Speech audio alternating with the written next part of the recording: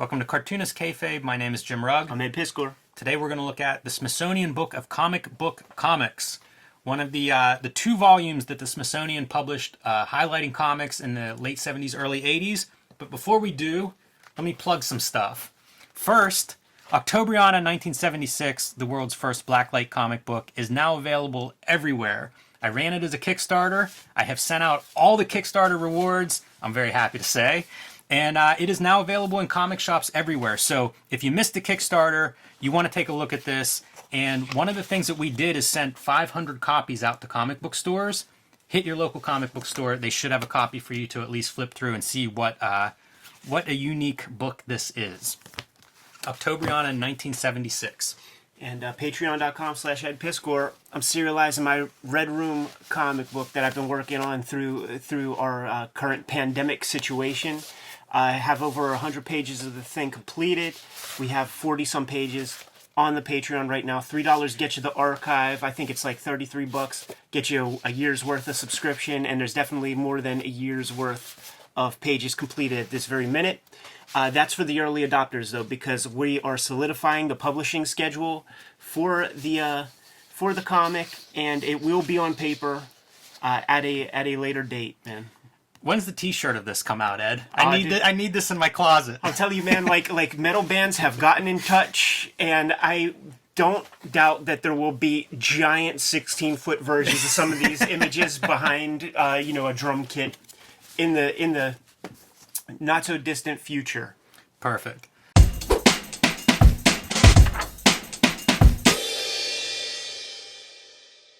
We're here to talk about the comic book comics that the Smithsonian thinks are worth collecting and reprinting. This is a great book, especially whenever it came out, because of what it reprints in here. It would have been a small fortune then to get your hands on all the books that are in here. It would be a massive fortune now to track these down. Totally. But this was a companion book. So they had done the newspaper book first, and then several years later, I think that was very well received. Yeah. And then several years later, put together the comic book equivalent. So instead of newspaper comics, these are comic books, and they're reprinting a bunch of comic books in here. You can see your table of contents here. This comes from 1981, so it's several years later. Keep going. Take a look at the acknowledgments, and there's some really, really fun names there, man. Look, Glenn Bray. I'm not a betting man, Jimmy, but if I was, I would bet the Basil Wolverton contribution to this book comes from the collection of Glenn Bray. Very interesting. Because this is probably the first place that one would see what we associate with like the Chip Kid treatment of reprints, where these the images that we see here are shot directly from the pages of actual comic books. That's a really good call. Yeah, that is a who's who. But look, Steve Jeppe, Harlan Ellison, Gaines, C.C. Beck, his own personal collection. Bill Spicer is somebody that we would know from EC Comics fandom. Squatron, he would pop up in there. Paul Levitz becomes the publisher of DC Comics, but he was knee deep in fandom back in the day. And Don and Maggie Thompson, they had the Comic Book Buyer's Guide, and they were sort of credited as being like the people who discovered like that the good duck artist was Carl Barks. So it's like a who's who of John Benson, long time been around comics history and fandom. Has written several books on various artists and pieces of comics history. So yeah, this is kind of a who's who, really interesting list. You can get down a lot of those rabbit holes. And the sample that we have here is up to basically when the Comics Code Authority comes in effect. And we're following the history of the comic book up to that point, man. But up to the chilling effect. Somewhere around there. So this collection, I have mixed feelings on it because some of the stuff I'm not that interested in. Mm-hmm. But depending on your age and when you got it, it would have been huge. So like the first one is Superman reprints. Superman and Batman are the first two. And it's a strategic maneuver, which, by the way, like, imagine now, I don't know how this would, I guess a photographer would shoot the thing. Yeah, that's my guess. But you're going to have to crack a spine on Action Comics #1 to make that happen. You're going to have to lay it out flat and all that, decrease value. Now, they make an argument for the Superman Batman here in the supplemental materials. And they describe that all of comic books is riding the coattails of the dramatic popularity that Superman and Batman brought to the format. Before this, there were comic books that had a sticker on them. They were largely reprints, and you could just keep flipping. They were largely reprints, and when they started doing original material, it was like New Fun Comics #5, and none of that shit was catching on. It was this, which is a 13-page reappropriated daily comic strip submission that Siegel and Schuster were shopping to every syndicate, getting systematically rejected. They refashioned them, turned them into a 13-page comic book, and the rest is history. So here we have Detective Comics number 27. Yes. One thing that they got right, introduced, because like there's an introduction to everybody's strip to provide context. One of the things they got right was the kind of like murky, cloudy nature. By the way, I love this Batman. I love this Batman so much, man. The cloudy nature of the creation of the character. So they kind of like, even in 1981, these talks are going down. Scribbly by Sheldon Meyer. Yes. This is one of the comics that the generation kind of ahead of us. So like, like the clouds and Jaime, frankly, like we'll talk about, like, the Red Tornado. It's not this Sheldon Mayer that everybody gives a fuck about, really. Like they'll accept this, but it's Sugar and Spike that blows everybody's mind in terms of like cartooning acumen. Yeah, kind of a demon kid comic. I love the 100% values on the color and the design, just like a little stock pot on the head. Yeah, it's a ridiculous design. Pretty fun. Yeah. This character. And again, like the value for this stuff, if you're a comics fan, these are classic comics that you were not going to get to see in 1981. Yeah, everything wasn't reprinted everywhere. So like as a resource, this is kind of an amazing collection, especially at that time whenever it was impossible to find this. This blue is about the weirdest color. It's almost a fluorescent blue. Yeah. It's strange how bright that pops. But this is Jack Cole doing, Plastic Man in Police Comics. I was thinking of like Morphine Murder and Me, talking about the Comics Code, the Jack Cole crime comic where the needle's going into the eye, one of the images that the Comics Code would not have any part of after the fact. Yeah, but this is the first appearance of Plastic Man. Il O'Brien, criminal, gets left behind, falls into a vat and gets plastic skin, and this is a first appearance of what's his name, Woozy Winks, or his little sidekick character. The splash pages are always remarkable with the Jack Cole stuff. Jack Cole's incredible. Going through this book, I was surprised at how early Plastic Man is. Like in my mind, would have been a decade or two later because it is so well done. And there was a really good Jack Cole book that Art Spiegelman and Chip Kidd collaborated on that kind of cover his career, because he was a lot more than just Plastic Man, even though Plastic Man is certainly well known and a high point in comic superheroes, but Jack Cole was an exceptional cartoonist. He did a lot. Probably most known, like honestly, in the wider world as a celebrated cartoonist in Playboy magazine. Right. Captain Marvel, C.C. Beck. Captain Marvel, interesting because it kind of challenged Superman as being like the most popular comic character. And it won. And DC was not gonna stand for that shit, man. They sued them into oblivion and ultimately got hold of the rights. But like when you read this kind of in context, and I believe this is an Otto Binder written issue, which is probably, it's considered the best stuff. You can tell that's Mac Rayboy, though, right there. That's such a good figure. The character became so popular that it immediately launched into like 4 or 5 different titles, the Marvel Family, Captain Marvel Jr., and there's just a stable of artists.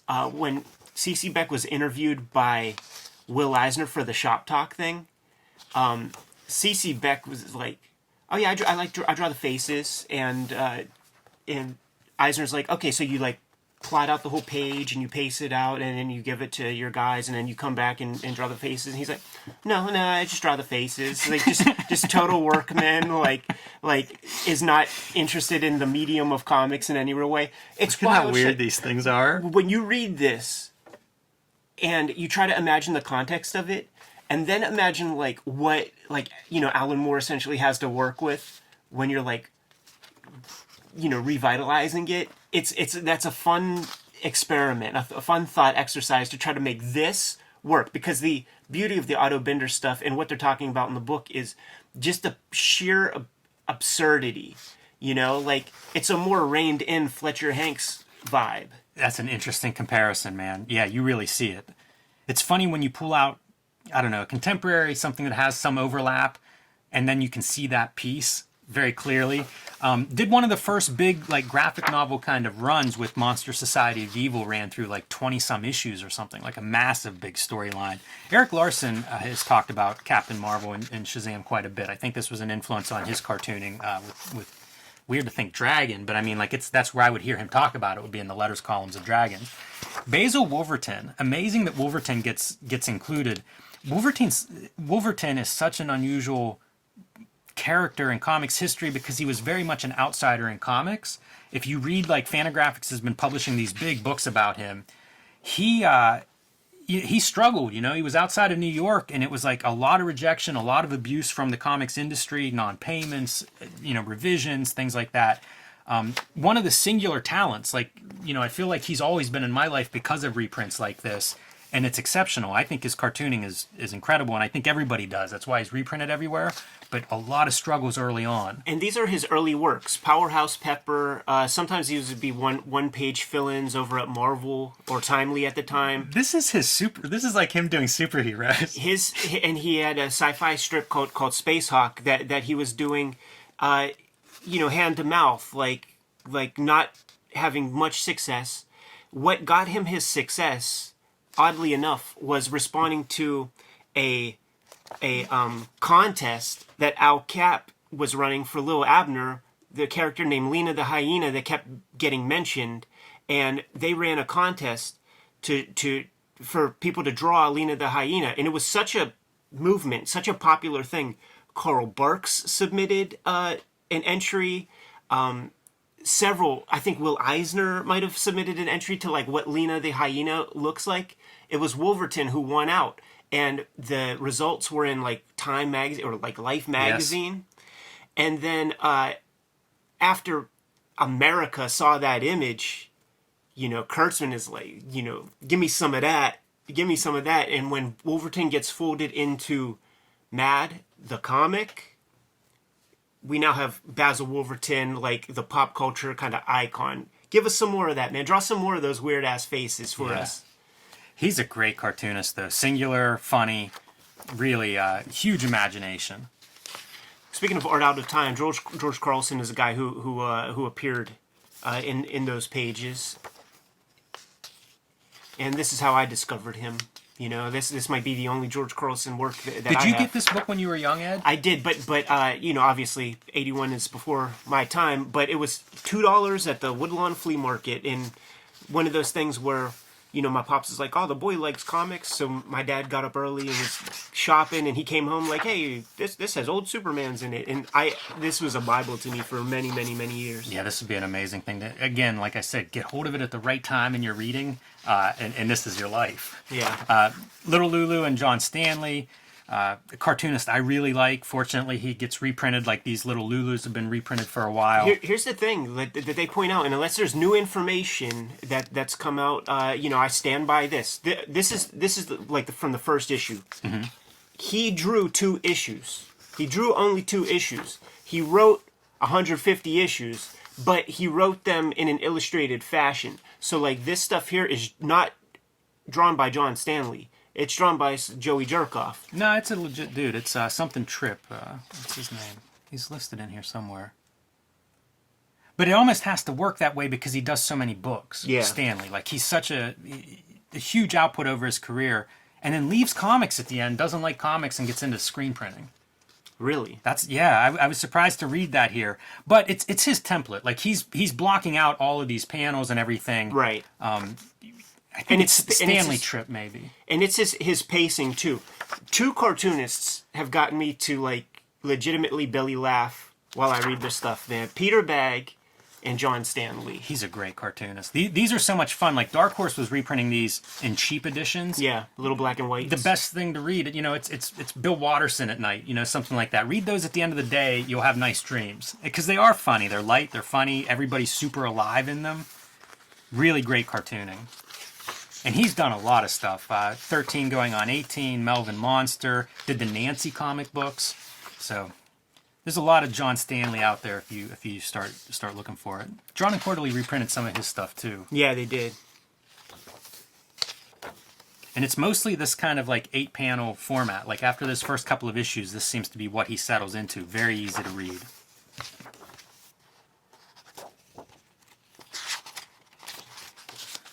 All right, next up, Donald Duck and Carl Barks, the good duck artist, as he was known for a long time before anybody knew his name. Look at that manga amount of craft. It really does look like manga whenever you say it. The color and line work, everything. Yeah, and it's just the precision. It's perfect. So, of course, I would guess everyone watching this is familiar with Carl Barks and the Ducks. Great reprint series at Fantagraphics now. Fascinating artist. Like he starts doing this, I think, whenever he's about 40 and has had a very full life of several careers up to this point, which I think is part of what makes his work so rich. Besides that, I think of him as great page layouts and directional devices, super readable. There's more humanity to the comics than you would think on the surface as well. Like he doesn't talk down to the reader. He's not insulting to kids, which was just the formula of like comics even in our time, like when it's like, okay, you're showing me this sequence, do you also need to tell me what's exactly happening in these captions? Like, give me a fucking break.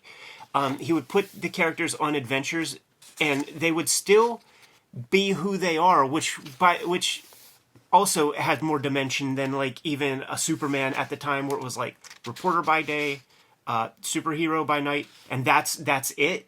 Like, these characters are still have the dynamic that they have, but then there'll be like some added piece to it whenever, they're on Mars or something. Yeah, and lots of adventures, not just Mars, but all over the world. I remember reading an article about his work and citing like National Geographic as being a big piece, for those adventures. Like everything that he could use to make a story entertaining, he would. And that's why he's the good duck artist. That's why that's the artist we know from that era. That extra mile and imagination really pays off. Pogo and Walt Kelly. So Pogo, one of the few strips that's in both this and the newspaper reprints, because it was a newspaper strip in addition to the comics. Started life as a comic, pretty unusual. There's your Pogo Possum. In his first appearance, and this made me think about like your Street Angels dog stuff and how there you can take a million approaches. You know what I'm saying? And like there is a right answer in a way, depending on what you call success. This is not a successful design. Like this will not be on shirts and have toys and stuff. That looks like a piece of vermin. Yeah, that's a rat. Yeah. I guess possums are rodents, so maybe not too far off. Weird lettering, like he's known for his lettering, and this is pretty different than all the lettering that we've seen so far and that we'll see after this. Yeah, it never shines in the comics, really. And also the funny animal genre. This is a genre of comics that really hasn't held up over time, or has kind of gone away, I guess, but was super popular for a while, and that's kind of what it comes out of. And this is a little bit later on, so you see a more mature everything, all the characters becoming what they are. Pogo quite a bit different. Yeah, you could sell that. I could sell that Pogo. Yes.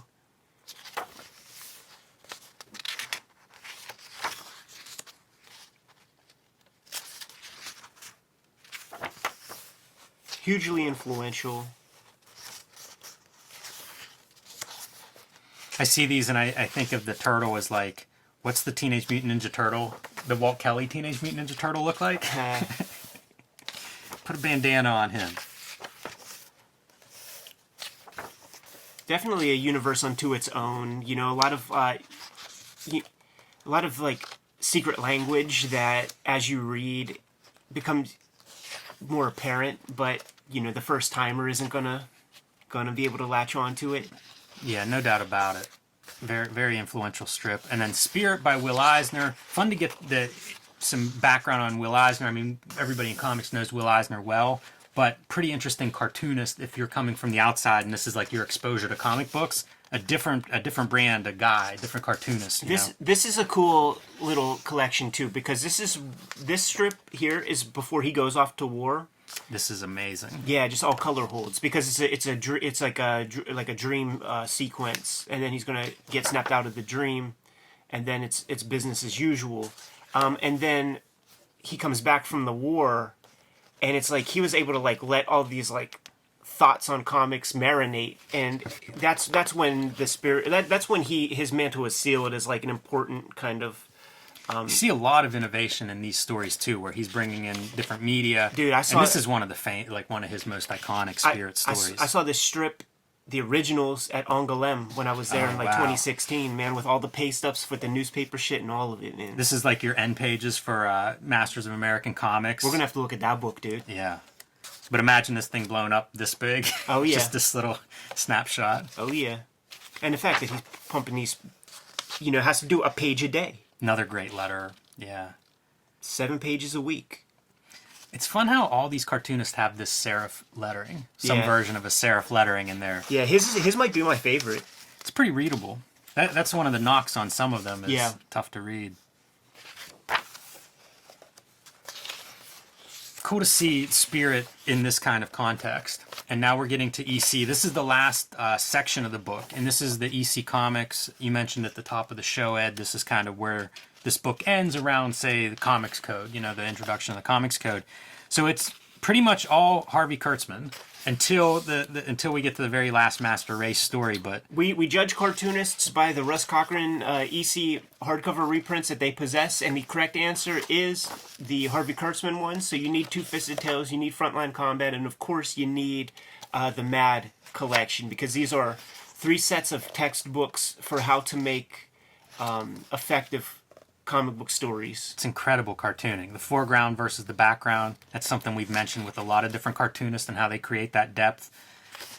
Cool that they're reprinting these Kurtzman stories that are drawn by Kurtzman. You know, so many of his stories are finished by a different EC artist, but in this case they're picking a couple of the Kurtzman stories, and this Corpse story, probably the most famous of his war stories, I think. And then Super Duper Man from Mad, so Kurtzman layouts, and Wally Wood is getting reined in by the great Harvey Kurtzman, and look at the craft behind this. Is this the best Wally Wood story in your opinion? Oh man, so you got the gun to my head. Like I would say that the quintessential Wally Wood story, the best one, is the one called My Story, where it's like talking about all the alien landscapes, and then it's his autobiography or whatever. But this is definitely iconic. There's so much, iconic's the word for it. Like all the superhero shots, I feel like he leans into, and he's really good at humor. I think he and Jack Davis have these reputations where like really they're the opposite.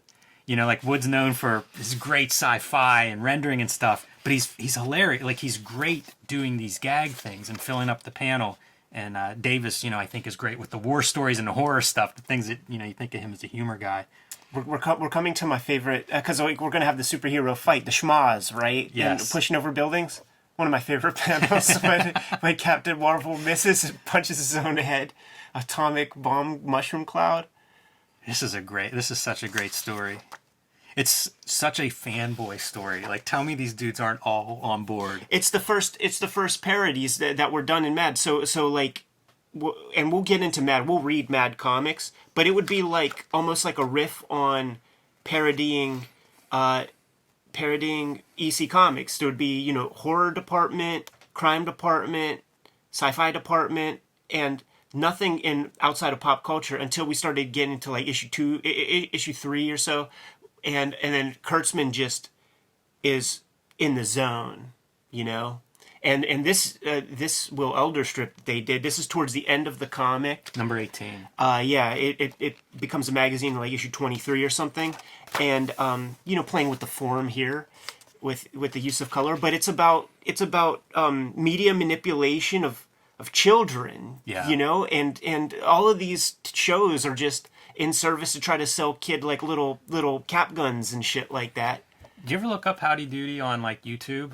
It's It's terrifying. it's nightmare fuel. Terrifying because they do underlight him, and he's got those dead eyes and stuff, and they're just these people that look like there's a gun held to their head, like just off a screen. Man, and Will Elder, talk about great cartoonists. Like, is there a better cartoonist in terms of like just funny per square inch? Yeah. Yeah, incredible. What a team too. He and Kurtzman together. And I mean their collaboration endured for 40 years. All right, and then we close out the volume with Master Race, Bernie Krigstein. We recently did a video in depth of this, so please check that out. One of the great comics of all time, one of the great EC comics ever done. Just really an extraordinary comic for several reasons, and it's great to see its inclusion in here. This is where a lot of people probably saw this comic. Oh yeah. This is definitely where I saw it for the first time, and this is probably like in its like wider release, like people after the fact were able to see it this way. And if you haven't seen our video, the story in a nutshell is that a survivor from Auschwitz or one of the camps runs into a guard in New York like a decade later. And it's his chance for revenge or payback or whatever. And, they recognize one another. Yes, and it kind of becomes this reverse chase. The hunted, the tortured becomes the revenge seeker, and it ends with the guard's death, but no peace for the survivor. It's it's kind of the darkest twist ending in EC Comics because it isn't satisfaction at the end. Yeah, he's still sort of. Even though he's alive, his life ended in the Holocaust. One extra thing to say about it that I didn't communicate on the other video is that this is the new direction. A new direction title was published in a book called Impact, and the new direction comes after the Senate subcommittee hearings, after the Comics Code Authority and all that. So all the horror books have to go away. And there is a chilling effect on the industry where they don't want to push the boundaries because you would not get distribution if you didn't have the little stamp, right? And I believe Impact had the Comics Code. I don't know, maybe. I think so. But you had to work within parameters now. And it made me think of like a lot of the great music, a lot of the great like rap music, the radio edit is better, more clever, more poetic than the uncensored, you're allowed to use every word you could think of, uncensored version.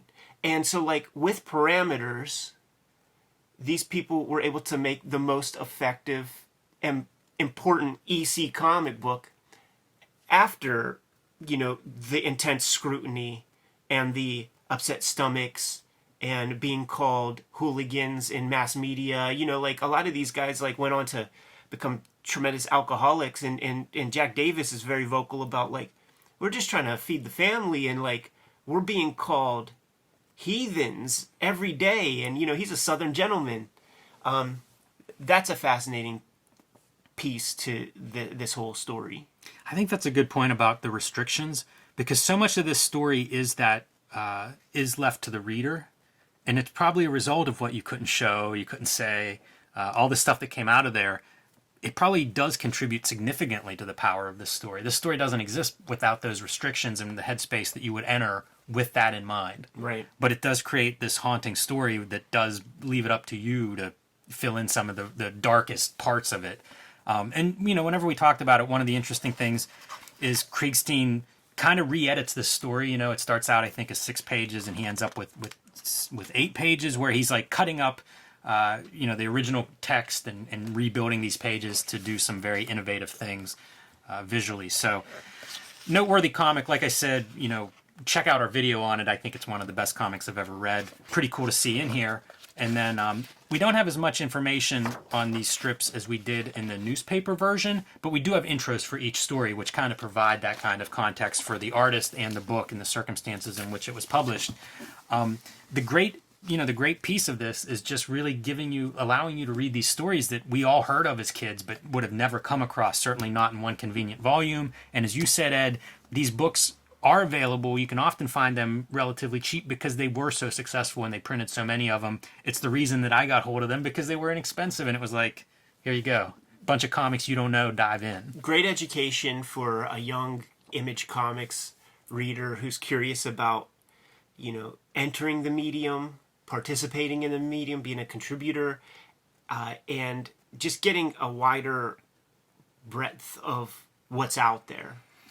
Yeah, and now it's a great piece of history because so many of these books are published. It's not Marvel DC. These are publishing companies that just aren't around anymore. Western, one of the examples there. But many of these comics are, also look at where they're coming from because these are big at the time. Shazam's publisher, one of the biggest publishers of comics in the world. There's very little history now about these companies, so it points to a richer history of the comic books, and that's kind of cool. Yeah, for sure. Like you think Dale, Fawcett, you go to Barnes & Noble, take a look at the Sudoku books, take a look at the crossword puzzles. That's the business they're in these days. Yeah. Not the most exciting legacy. Should we get out of here, Jimmy? That's all I have. All right, Kayfabers. Check out Octobriana at Comic Shops now. Hit my Patreon up, patreon.com/edpiskor. Like, follow, subscribe to the YouTube channel. Hit the bell icon so that we can notify you when the newest videos are available. We're on that race to 25,000 subscribers, so make sure you get on board. You can subscribe to the Cartoonist Kayfabe e-newsletter to keep up with everything that we're doing at the link below this video. You can find Cartoonist Kayfabe merchandise and t-shirts at the links below this video. Jimmy, man, we got business to attend to outside of this. More recordings to do. Give them the marching orders and we'll get out of here. Read more comics.